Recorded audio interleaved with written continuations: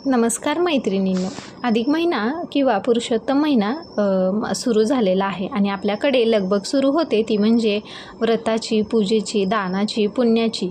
पण या महिन्यात आपण महिला आवर्जून एक गोष्ट करतो ती म्हणजे जोडवी बदलणे किंवा जोडव्यामध्ये नवीन जोड घालणे किंवा भर घालणे. अधिक महिन्यात जोडवी बदलली पाहिजेत असं आपल्या घरातल्या मोठ्या बायका नेहमी सांगत असतात. पण यामागे नक्की काय कारण आहे? की ही निव्वळ प्रथा आहे? यामागे काय शास्त्र दडले का? चला तर मग आजच्या या विशेष व्हिडिओमध्ये आपण या परंपरेचा उलगडा करूयात. हिंदू धर्मामध्ये जोडवी हे सुवासिनींच्या सौभाग्य लेण्यापैकी एक लेणं आहे. अधिक महिन्यात किंवा पुरुषोत्तम मासात हा महिना श्री विष्णूंना समर्पित आहे. या महिन्यात जे काही अधिक करतो त्याचं फळही आपल्याला अधिक मिळतं. म्हणूनच आपल्या सौभाग्यात वृद्धी व्हावी, आपल्या पतीला दीर्घायुष्य लाभावं आणि संसारात देखील वृद्धी व्हावी या भावनेने महिला या महिन्यात नवी जोडवी घेतात. शास्त्र आणि आरोग्यदायी कारण देखील यामागे आहेत. जोडवी घालण्यामागे केवळ धार्मिक कारणच नाही तर वैज्ञानिक देखील कारण आहे. ते पाहिलं असता तर पायांच्या अंगठ्याच्या शेजारच्या बोटात म्हणजे दुसऱ्या बोटात आपण जोडवी घालत असतो. दुसऱ्या बोटाची नस हे थेट गर्भाशयाशी जोडलेली असते. या बोटावर जोडव्यांचा दाब पडल्यामुळे रक्तभिसरण सुधारते आणि महिलांचे आरोग्य विशेषतः प्रजनन आरोग्य चांगले राहण्यास मदत होते. म्हणजेच आपल्या पाळीच्या सर्व तक्रारी देखील यामुळे दूर होत असतात. अधिक महिन्यात जेव्हा आपण नवीन घट्ट बसणारी जोडवी घेतो तेव्हा एक प्रकारची आपल्या आरोग्याची ही काळजी असते किंवा आपण रिन्यू करत असतो. त्यानंतर काही महिला जोडव्यामध्ये जोड घालतात किंवा भर घालतात. अनेक ठिकाणी जोडवी पूर्णपणे बदलण्यापेक्षा आधीच्या जोडव्यात भर घातली जाते.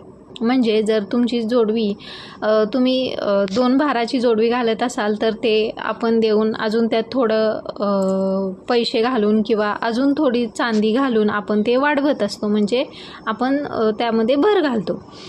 त्यानंतर संसारात असे अधिक मासाच्या निमित्ताने पुण्याची भर पडत असते. जसं आपण आपल्या जोडव्यामध्ये भर घालतो तसेच आपल्या संसारात देखील सगळ्या गोष्टींची भर पडत असते. ते झालं. त्यानंतर काही यामागची गोड भावना देखील आहे. ते म्हणजे आपल्या सौभाग्याच्या लेण्यात नवीन भर घातली जाते. अशा बऱ्याच गोष्टी आपल्याला यामध्ये पाहायला मिळतात. मैत्रिणींनो, जोडवी ही नेहमी चांदीचीच असावीत. यामागे एक खूप मोठं ज्योतिषशास्त्र दडलेलं आहे. ज्योतिषशास्त्रात चांदी या धातूचा संबंध थेट चंद्रग्रहाशी जोडला जातो.